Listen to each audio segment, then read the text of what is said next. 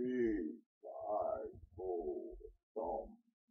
name is Robert, WTF, and this does not sound like anything from the film, so I'm just gonna stop right now. Jack the Giant Slayer is a different take on the original story of Jack and the Beanstalk. It follows Jack as he goes to rescue a princess through this whole giant world.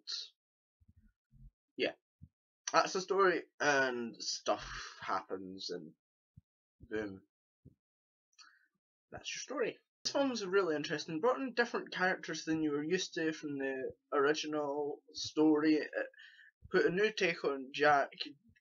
Jack was very well portrayed, pretty well acted. Ian McGregor was good in this film. He was in it as like a soldier, and he was quite cool. There was one thing I noticed though.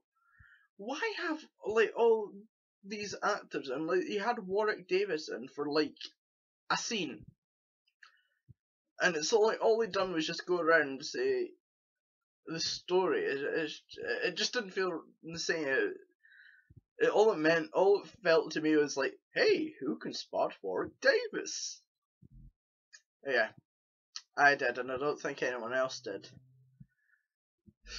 Which makes me feel really sad now. Anyway, she got to like this whole climbing the beanstalk. It was like so boring. You know, okay, it was fine to start off with, but then the beanstalk took way too long. You're just like, can you get to the whole giant thing now? No. We've still got quite a few other things, including tracking a princess. Yay! Then we get the giants, and then stuff happens for a bit. And all it basically feels like is just this whole destruction. I think the giants actually did look pretty good. You can see that a lot of detail in them. I quite like the whole idea. There was one that had like two that was sort of disfigured and everything. The story was quite fun. Certain characters I personally did find kind of annoying though at times. Like I personally find the princess a bit annoying. She just sort of got on your nerves. But some characters were really well portrayed, and the way that they done it was really well made. Something that I really did like, and this was at right at the end, and this was the whole thing of,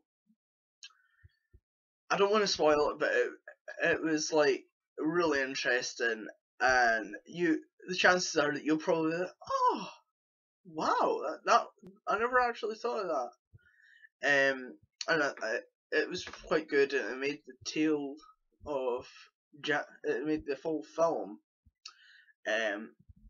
actually feel like the original tale. And in this film, there was something that actually really did annoy me, and this was like at the end. It just sort of ended. I'm not talking about the end. I'm talking about this final battle. Everyone's just like, it looks so ready, and then just all of a sudden stops for.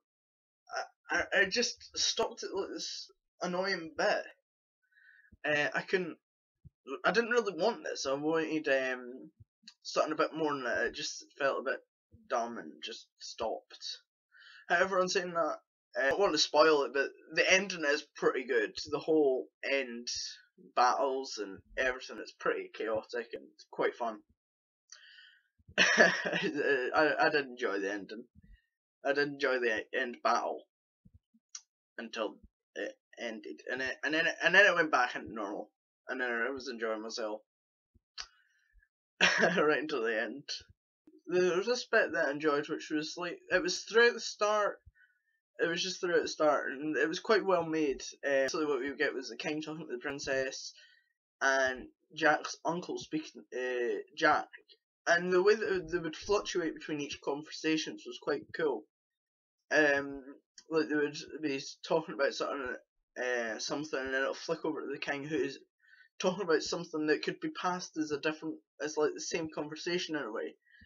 And I thought that was quite interesting. I found that quite fun and quite cool to realise. Personally, I also didn't feel like the giant world was in it enough. I didn't feel like the giants area was there. It sort of more felt like this really shortened version of King Kong, Peter Jackson's one. we're just hardly in the island. Well, this actually is an island, I guess. But that kind of made me just feel like, what was the point in this? Also the trailer did sort of spoil some stuff for me. I felt like that, and I don't like that.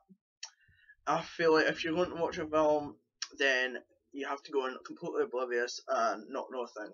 After all this, I'm going to rate the Giant Slayer a 3.5. It's not the best film ever, but it done quite well. Had some really good ideas, done good story, stuff like that. Have you seen the Giant Slayer? If so, what did you think? And do you prefer this to the original story? As always, remember to subscribe to us, and if you'd like us to review anything, email us at worstofilms1@gmail.com.